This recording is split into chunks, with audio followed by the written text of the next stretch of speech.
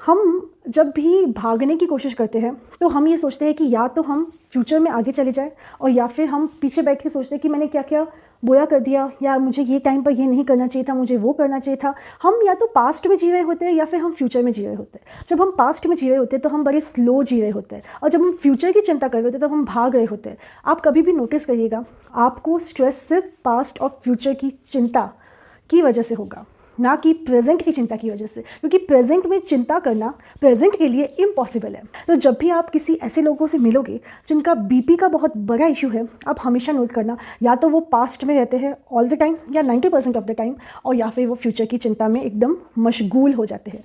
तो अगर हम प्रेजेंट में जीना सीखें, और प्रेजेंट में जीने के लिए ना थोड़ी सी मेहनत लगती है, थोड़ी सी जज्बा चाहिए और थोड़ी विल पावर चाहिए, तो हम प्रेजेंट में जी सकते हैं। और ये तीनों ही चीज़ें प्रैक्टिस से आ जाती है, यानी एक अच्छी प्रैक्टिस ये तीनों चीज़ें देगी और आप प्रेजेंट में जीने लग जाएंगे। कैसे? प्रेजेंट में अगर जीना है तो पहली चीज़ तो जब भी फ्यूचर का और पास्ट का थॉट आए, पास्ट हमारे हाथ से जा चुका है और फ्यूचर अभी तक आया ही नहीं है, तो जो चीज़ आई ही नहीं है वो हम कंट्रोल नहीं कर सकते, और जो चीज़ हम कंट्रोल नहीं कर सकते हमें उसी के लिए स्ट्रेस होती है। तो कुछ चीज़ों का कंट्रोल छोड़ना सीखिए, यानी जब भी आपको प्रेजेंट और फ्यूचर की चिंता हो तो let go of that of that past and future. यानी जब भी आपको पास्ट और फ्यूचर की चिंता हो तो let go of that thought. अब प्रेजेंट मोमेंट में प्रेजेंट रहने के लिए हम क्या करें? उसके लिए आपको कोई एक ऐसा काम करना है जो आपका बहुत फेवरेट हो। सपोज़ आपको बुक्स पढ़ने का बड़ा शौक है, तो अब आपको बुक लेके ऐसे बैठना नहीं है। बुक लीजिए, साथ में अपना हाइलाइटर लीजिए, मार्क करिए, और जो भी बुक आप पढ़ रहे हैं उसके नोट्स बनाइए। और उसके नोट्स बनाइए, मतलब कहने का मतलब है कि अपने पूरे सेंसेस को उस काम को करने में लगा दीजिए जो आपको बहुत पसंद है। तो जब हम अपने पूरे सेंसेस कोई एक ऐसा काम करने में लगा देते हैं जो हमें बहुत पसंद होता है, तब हम उस प्रेजेंट मोमेंट में प्रेजेंट हो जाते हैं और हमें एफर्टलेसली वो प्रेजेंट मोमेंट एंजॉय करने की आदत हो जाती है। Rather than thinking about past और फ्यूचर, हम ये एक एक्टिविटी ज़रूर कर सकते हैं। सेकंड, जितने भी लोग माइंडफुल रहते हैं अपनी ब्रीदिंग को लेकर, उनके लिए ये एक्टिविटी बहुत बेनिफिशियल है, और वो ये है कि आप इनहेल और एक्सहेल करते वक्त माइंडफुल रहिए। हमारी सांस कंटिन्यूशन में आ रही और जा रही होती है, मगर हम उसको ऑब्जर्व नहीं करते।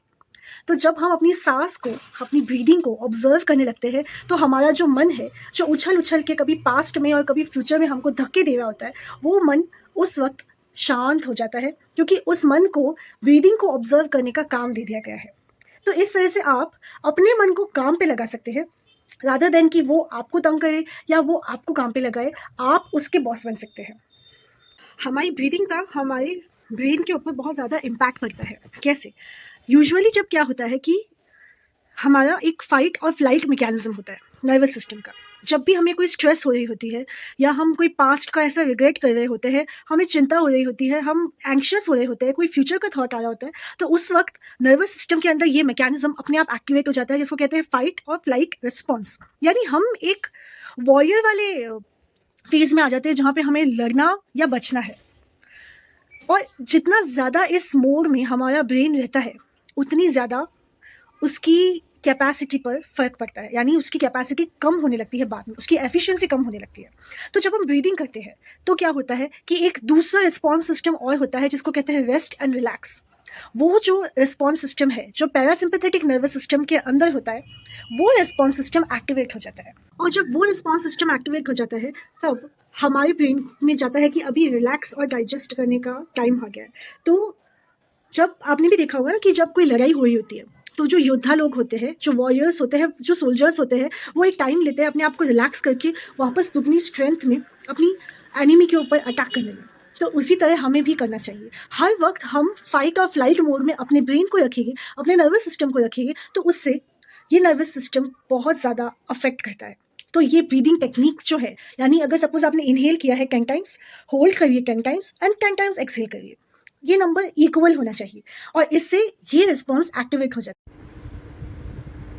आई होप इस वीडियो ने आपको एनकरेज किया हो कि अपनी लाइफ में थोड़ा पॉज लीजिए और अपने आज को अप्रिशिएट कीजिए। Hit subscribe if you are ready to live more presently. Till then, take care and bye.